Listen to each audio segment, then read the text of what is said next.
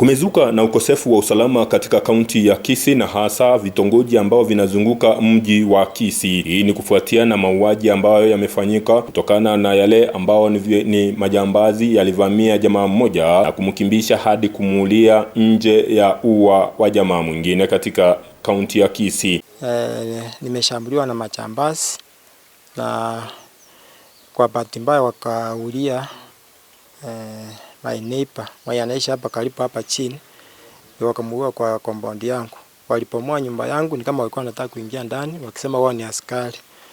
Sasa wakati baadaye ndio nilipata wameua my neighbor mwenye anaishi tu, sijui kama alikuja kunisaidia ama alikuja ama walikuwa, sasa sielewi walimpata wapi, sababu shoti ndio wakimkimbisha hapa kwa compound yangu wakamuulia hapa. Ndio baadaye majirani walikuja tukapata wameshamuua. Tulikuja tukaita askari, wakakuja wakaangalia mwili, wakaangalia pale alikuwa amelala nini, kila kitu, wakachukua mwili kwa mochari hapo level 6. Jamaa huyu anasema kwamba alishuhudia na aliona watu ambao walikuwa na bunduki wakisema wao ni maaskari, na huku wakigonga nyumba katika maeneo yake wakizua kwamba wao ni maaskari na wakihitaji kuingia kwa nyumba, ila hakufungua na hivyo wakamvamia mwingine. Hapa mimi naona ninaogopa because hiyo kisanga yenye imefanyika ilikuwa ngumu kwangu sana kwa roho yangu, sababu sijawahi mtu akiuliwa. Niliona tu akikatwa mapanga hapa na nikiangalia, na hiyo kisanga ilifanyika kukielekea asubuhi, kitu kama saa 9 ya asubuhi, na imetupea wasiwasi sana. Sasa ni vile naomba serikali kwa kupenda kwake itusaidie hapa hii ile ya Kisii sana hapa mahali hapa naishi hakuna security. Wangefanya waleta hata patrol, askari wanapiga patrol usiku, at least watusaidie sisi wananchi, sababu hatuna kitu, hatuna hata silaha ya kujisaidia. Ukosefu huu wa usalama umepelekea viongozi mbalimbali kutoka dini pamoja na maeneo tofauti wakisema kwamba kuna hatua ambazo zinafaa kuchukuliwa kwa wale maaskari mapolisi ambao wamehudumu katika kituo kimoja kwa zaidi ya miaka 2. Pata hao askari kama usiasia wengine wamekaa sana hapa Kisii, hata sehemu zote za hii Kenya. Mimi ningeomba serikali, sababu naweza pata majambazi wana coordinate na askari, hata ukiwapigia simu askari wanaweza wasikuje mapema, sababu wanachua labda wanachuana.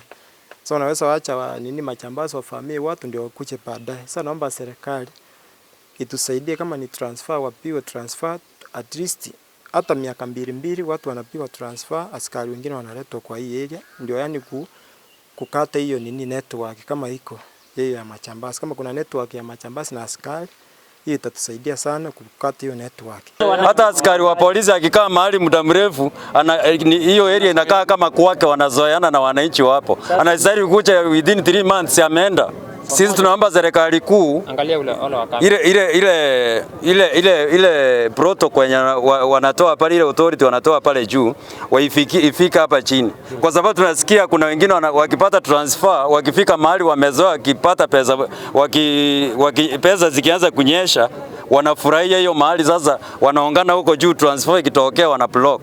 Sema kwamba mazoea ya maafisa wa polisi ambao wamekaa katika kituo kimoja kwa muda mrefu huenda ukawa kigezo ambacho wanafahamiana na wale majambazi ambao wanawapatia bunduki na kuenda kufanyia uhalifu, jambo ambalo linapelekea wao hata wakipigiwa simu wanachukua muda ili wale majambazi watekeleze uhalifu wao ndio waje baadaye.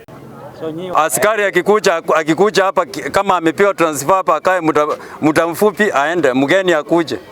Kitu nataka ni kazi, security yetu watufanyie kazi. Kama tumeona ya kuwa tumewafikia na tumewaeleza, hatutaki kuona kisa kama hiyo inatokezea, kwa sababu sisi kama jamii hiyo miadharati ambayo watoto saizi wanatumia imekuwa kwetu vigumu sana kusimamisha, kwa sababu askari akikaa hapo muda ambaye ni mrefu sana, wanashirikiana na wale ambaye wanauza miadharati, wanauza miadharati tunatumia hiyo pesa kwa pamoja. Makundi yasiyokuwa ya kiserikali pamoja na yale ya kiserikali yalijitokeza ili kupigania ni vipi usalama utarudi katika maeneo mbalimbali na hasa vitongoji wanamoishi watu na wawe na uwiano mwema. Sisi tunaambia wenzetu yale ambao hayakuhusu ndewe wala sikio tujaribu kuepuka nao, na watu wetu wote tunawaambia tuishi kwa amani, tuzidi kukaa kwa amani jinsi tulivyokuwa tukiishi zamani.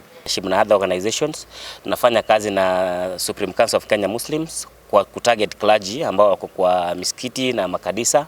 Pia tunafanya kazi na NCCK, kuna project inaitwa Mulika, kuongea na wao ili wakienda pale nje wao wakieleza watu ama wakiambia watu uzuri wa amani na uzuri wa kukaa pamoja na uzuri wa kusolve issues wakati zimekuja. Wakaaji wa eneo la Kisii wamekuwa wakipinga uwepo wa maaskari ama maaskari wengine ambao huwa katika kituo kimoja kwa zaidi ya miaka 4 au 5, na wakisema kwamba msingi huo huenda unapelekea uwepo wa uhusiano mwema kati ya majambazi pamoja na maaskari ambao ni walegevu ambao huwa wanawapatia majambazi hao silaha ambazo zinatumika kuwajeruhi wananchi pamoja na kuwaibia na kutekeleza wizi na uhalifu mwingine. Nikiripotia Africa Finest TV kutoka kaunti ya Kisii, jina langu ni Gilbert Kobi.